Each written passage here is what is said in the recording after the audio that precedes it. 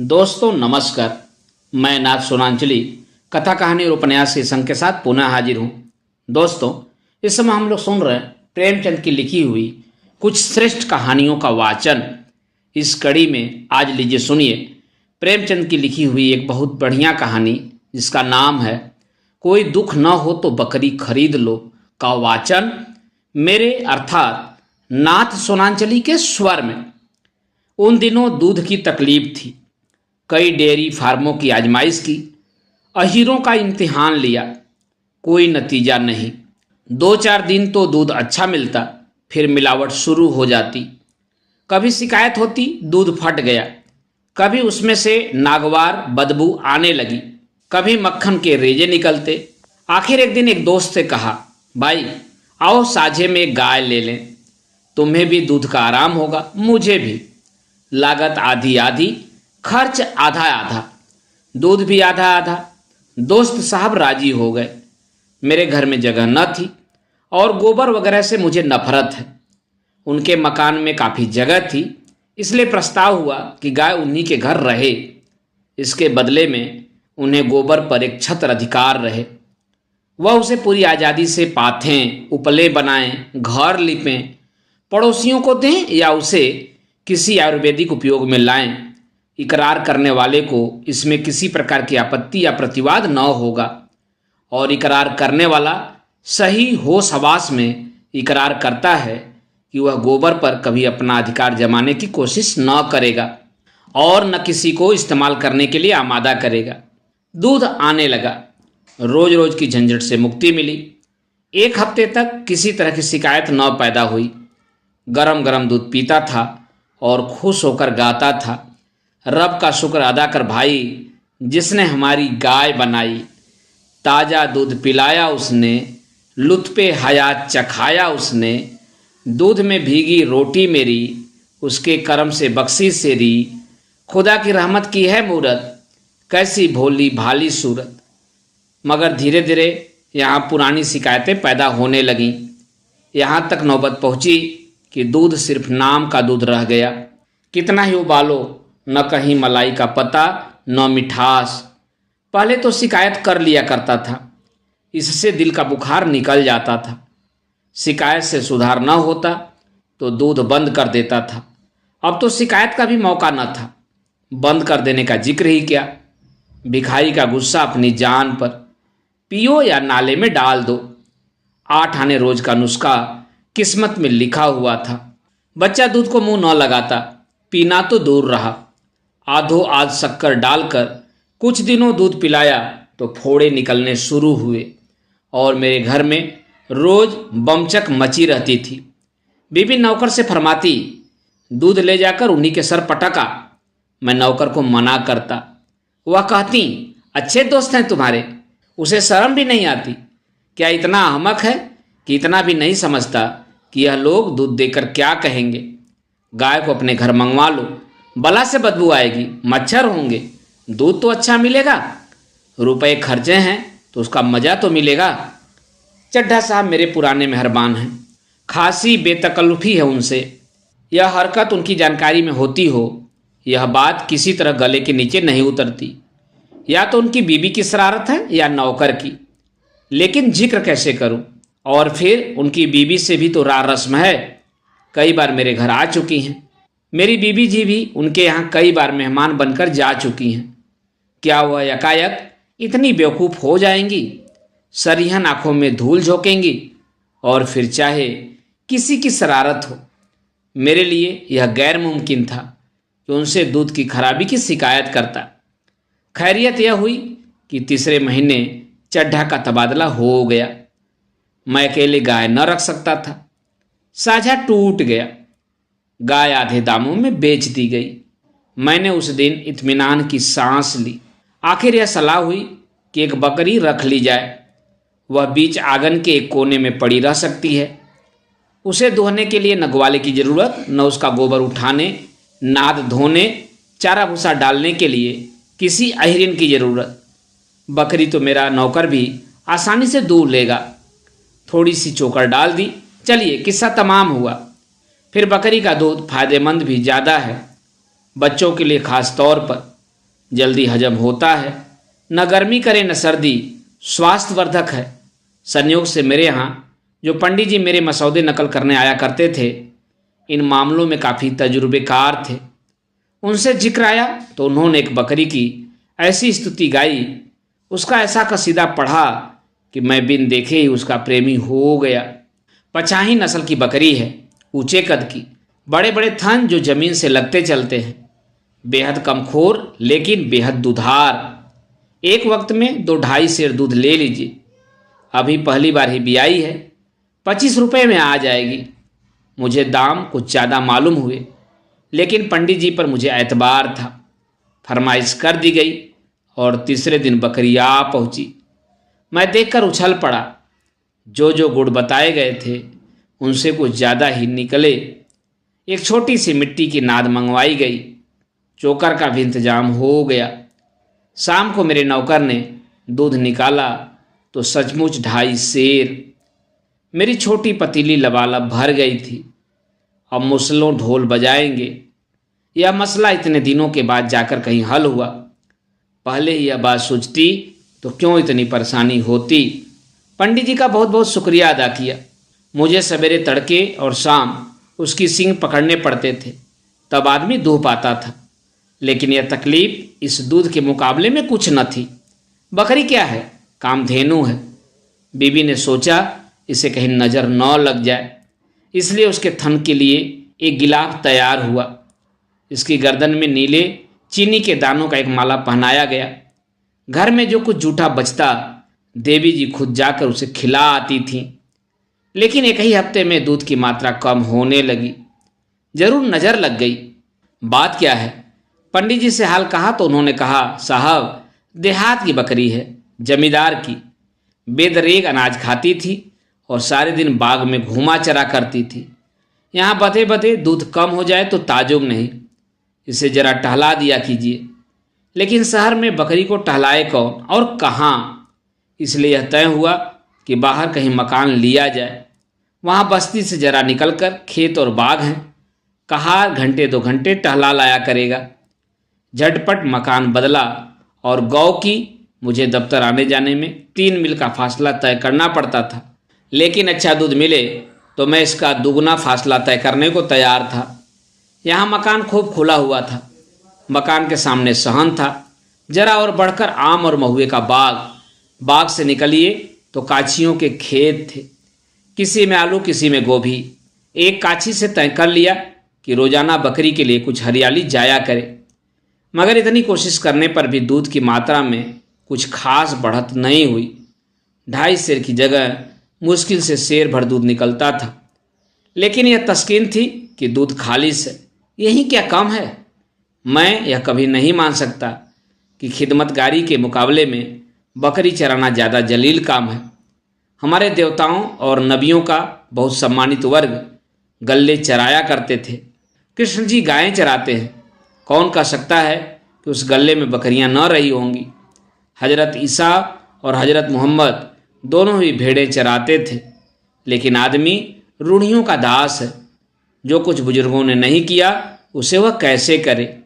नए रास्ते पर चलने के लिए जिस संकल्प और दृढ़ आस्था की जरूरत है वह हर एक में तो होती नहीं। धोबी आपके गंदे कपड़े धो लेगा, लेकिन आपके दरवाजे पर झाड़ू लगाने में अपनी हद तक समझता है। जरायम पेशा कौमे के लोग बाजार से कोई चीज़ कीमत देकर खरीदना अपनी शान के खिलाफ समझते हैं। मेरे खिदमतगार को बकरी लेकर बाग में जाना बुरा मालूम होता था। घर से तो ले जाए, लेकिन बाग में उसे छोड़कर खुद किसी पेड़ के नीचे सो जाता था। बकरी पत्तियां चर लेती थी, मगर एक दिन उसके जी में आया कि जरा बाग से निकलकर खेतों की सैर करें। यूं वह बहुत ही सभ्य और सुसंस्कृत बकरी थी। उसके चेहरे से गंभीरता झलकती थी। लेकिन बाग और खेत में घुस गई। आज़ादी नहीं है, इसे वह शायद न समझ सकी।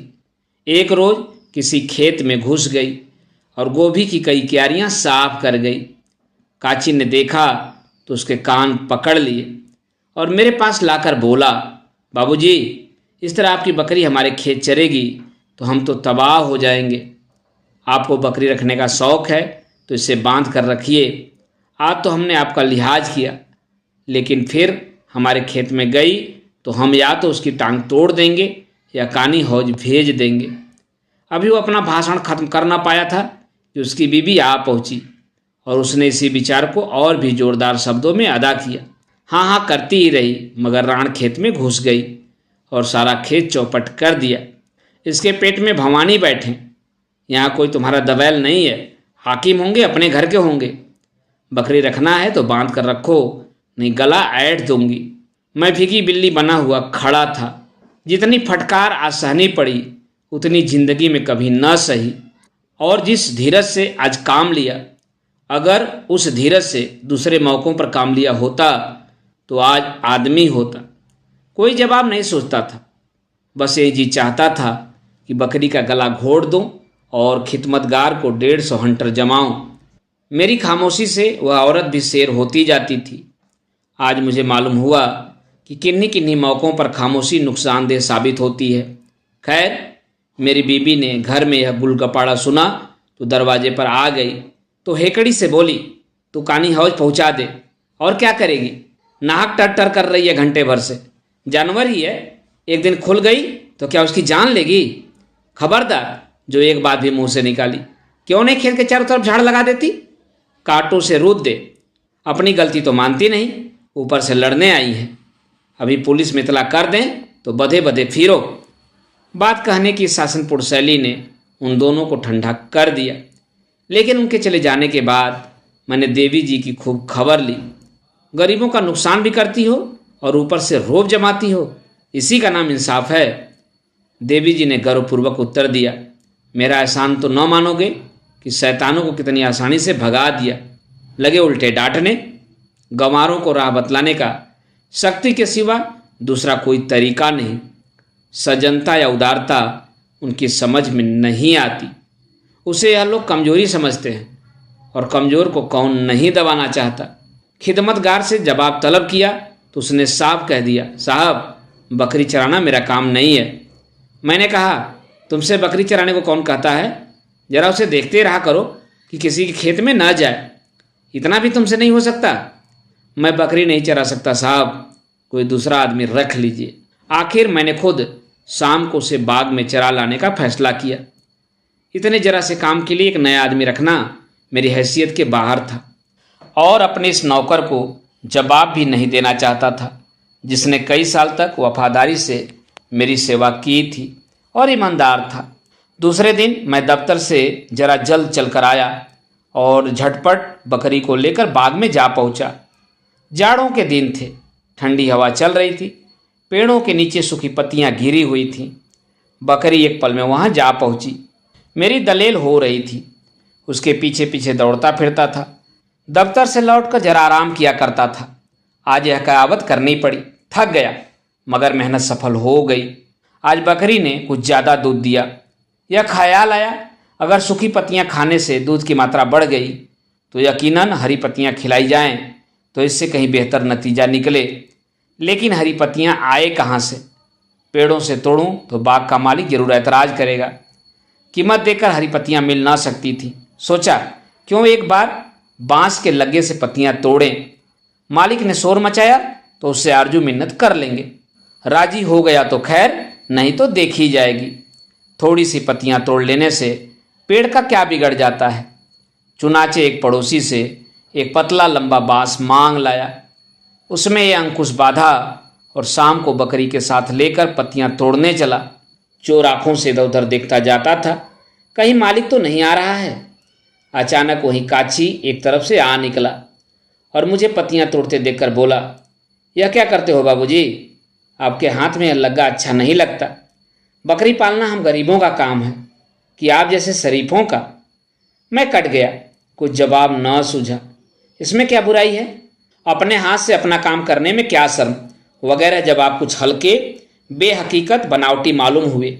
सफ़ेद पोसी ने आत्मगौरव के जबान बंद कर दी। काची ने पास आकर मेरे हाथ से लग्गा ले लिया और देखते ही देखते हरी पत्तियों का ढेर लगा दिया और पूछा, पत्तियां कहाँ रख जाऊं? मैंने झेपते हुए कहा, तुम रहने दो, मैं उठा ले जाऊंगा।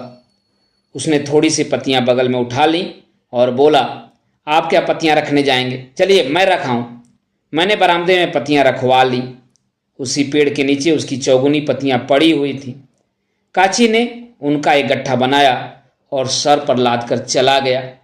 अब मुझे मालूम हुआ यह देहाती कितने चालाक होते हैं। कोई बात मतलब से खाली नहीं।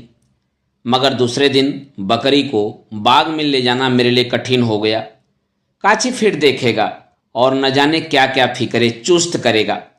उसकी नज़रों में गिर जाना मुख से कालिक लगाने से कम शर्मनाक न था। हमारे सम्मान और प्रतिष्ठा की जो कसौटी लोगों ने बना रखी है, हमको उसका आदर करना पड़ेगा। नक्कू बनकर रहें तो क्या रहे, लेकिन बकरी इतनी आसानी से अपनी निर्द्वंद आज़ाद चहलकदमी से हाथ न खींचना चाहती थी, जिसे उसने अपने साधारण दिनचर्या समझना शुरू कर दिया था। शाम होते ही उसने इतने जोर शोर से प्रतिवाद का स्वर उठाया कि घर में बैठना मुश्किल हो गया। गिट किरदार में निरंतर स्वर आ आकर कान के पर्दों को छत बिछत करने लगा। कहाँ भाग जाऊं? बीबी ने उसे गालियां देना शुरू की। मैंने गुस्से में आकर कई डंडे रसीद किए, मगर उसे सत्याग्रह स्थगित न करना था और न किया। बड़े संकट में जान थी। आखिर मजबूर हो गया। अपने किए का क्या इलाज। 8 बजे रात, जाड़ों के दिन, घर से बाहर मुंह निकालना मुश्किल, और मैं बकरी को बाग में टहला रहा था और अपनी किस्मत को कोस रहा था।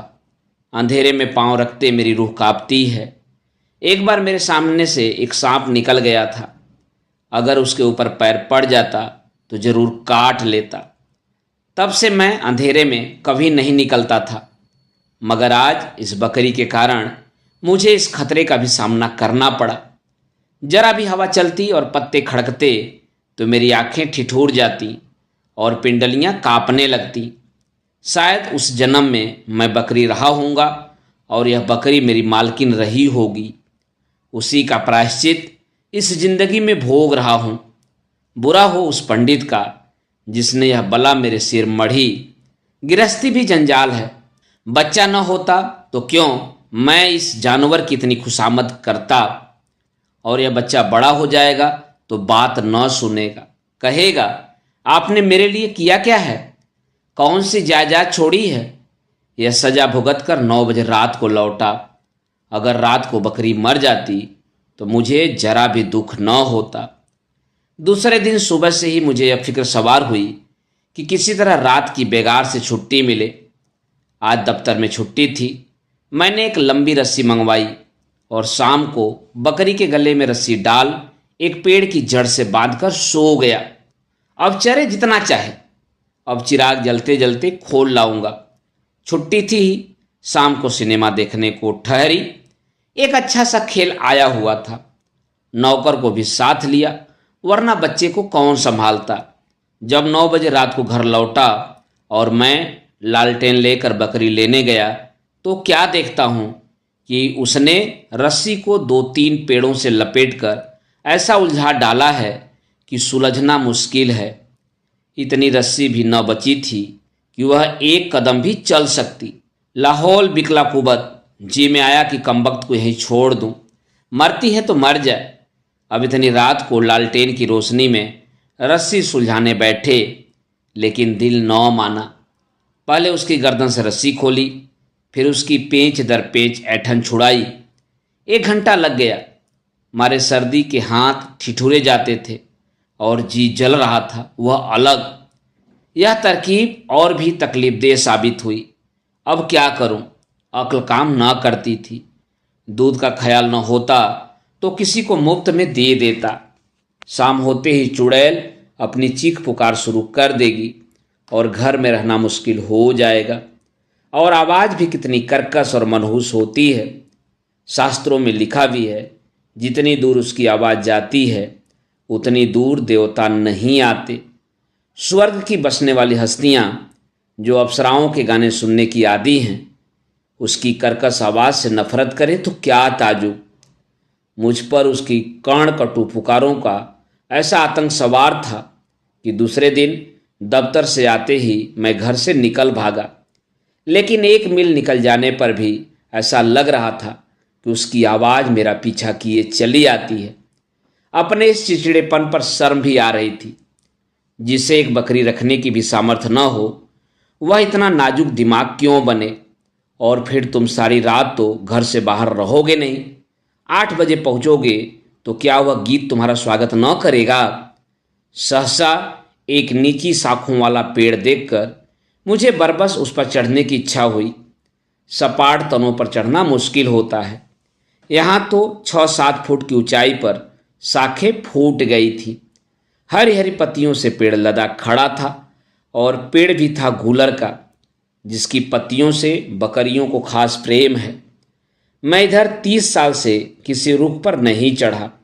वह आदत जाती रही, इसलिए आसान चढ़ाई के बावजूद मेरे पांव कांप रहे थे।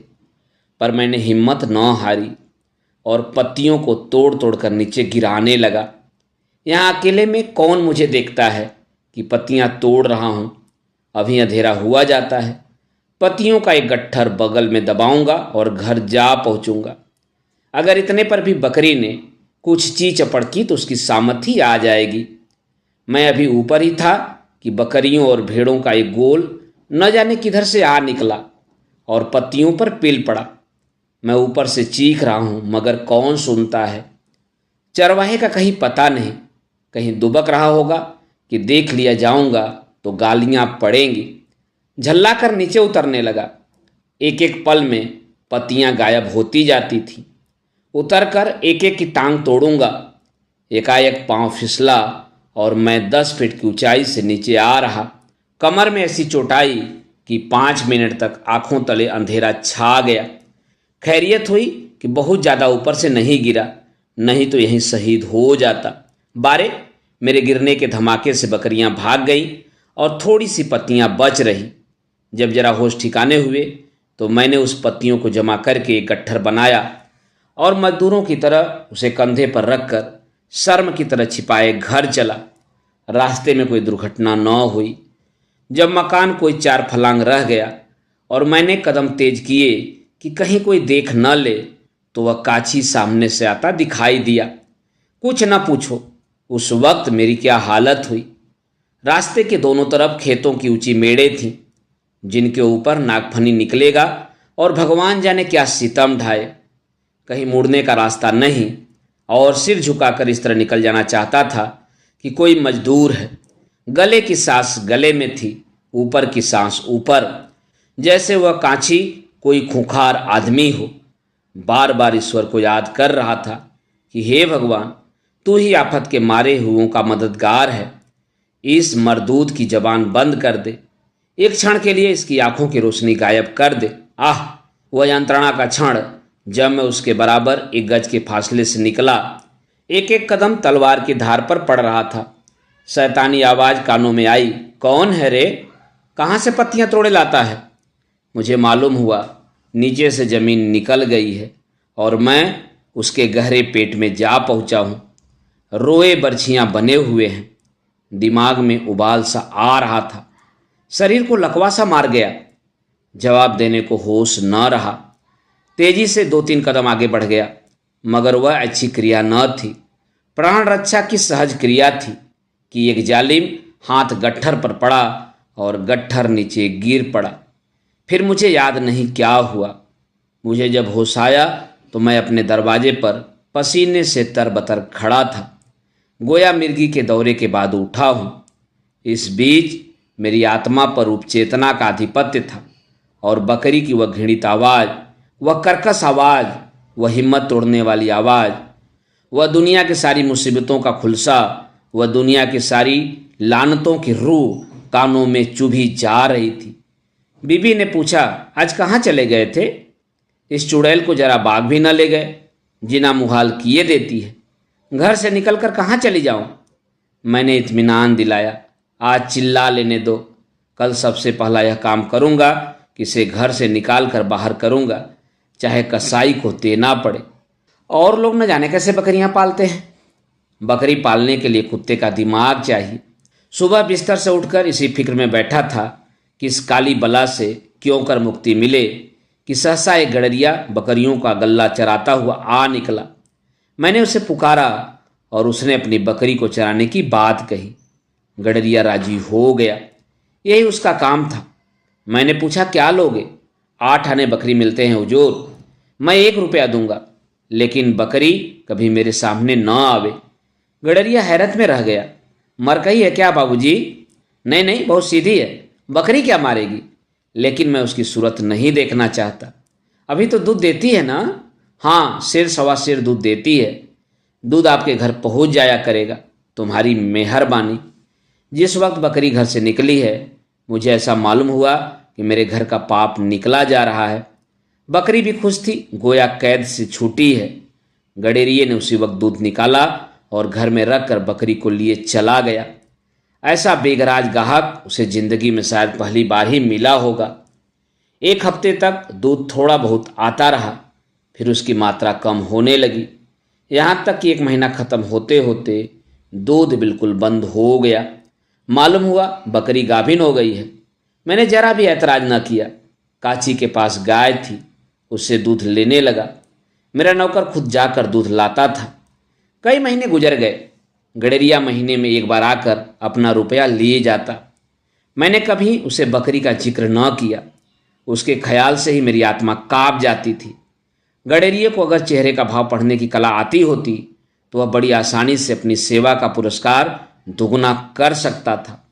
एक दिन मैं दरवाजे पर बैठा हुआ था कि गडेरिया अपनी बकरियों का गल्ला लिए आ निकला। मैं उसका रुपया लाने अंदर गया कि क्या देखता हूँ, मेरी बकरी 2 बच्चों के साथ मकान में आ पहुंची। वह पहले सीधी उस जगह गई जहां बाधा करती थी, फिर वहां से आंगन में आई और शायद परिचय दिलाने के लिए मेरी बीबी की तरफ ताकने लगी। उन्होंने दौड़कर एक बच्चे को गोद में ले लिया और कोठरी में जाकर महीनों का जमा चोकर निकाल लाई और ऐसी मोहब्बत से बकरी को खिलाने लगी कि जैसे बहुत दिनों की बिछड़ी हुई सहेली आ गई हो। न वह पुरानी कटुता थी, न वह मनमुटाव। कभी बच्चे को चुमकारती थी, कभी बकरी को सहलाती थी, और बकरी डाक गाड़ी की रफ्तार से चोकर उड़ा रही थी। तब मुझसे बोली, कितने खूबसूरत बच्चे हैं। हाँ, बहुत खूबसूरत। जी चाहता है एक पाल लूँ। अभी तबीयत नहीं भरी? तुम बड़े निर्मोही हो। चोकर खत्म हो गया। बकरी इत्मीनान से विदा हो गई। दोनों बच्चे भी उसके पीछे फुदकते चले गए। देवी जी आंख में आंसू भरे यह तमाशा देखती रहीं। गडेरिये ने चिलम भरी और घर से आग मांगने आया। चलते वक्त बोला, कल से दूध पहुंचा दिया करूंगा मालिक। देवी जी ने कहा, और दोनों बच्चे क्या पिएंगे? बच्चे कहाँ तक पिएंगे बहूजी? 2 सेर दूध अच्छा न होता था, इस मारे नहीं लाया। मुझे रात को वह मर्मांतक घटना याद आ गई। मैंने कहा, दूध लाओ या न लाओ, तुम्हारी खुशी, लेकिन बकरी को इधर न लाना। उस दिन से वह न गडेरिया नजर आया, न वह बकरी, और न मैंने पता लगाने की कोशिश की। लेकिन देवी जी उसके बच्चों को याद करके कभी कभी आंसू बहा लेती हैं। दोस्तों, अभी आप सुन रहे थे प्रेमचंद की लिखी हुई एक कहानी, कोई दुख न हो तो बकरी खरीद लो, का वाचन मेरे अर्थात नाथ सोनांचली के स्वर में। दोस्तों, और भी किस्से कहानी और उपन्यास सुनने के लिए आप मेरे साथ कथा कहानी और उपन्यास के साथ जुड़े रहें। मैं एक और कहानी के साथ उपस्थित होता हूं। तब तक के लिए धन्यवाद। नमस्कार।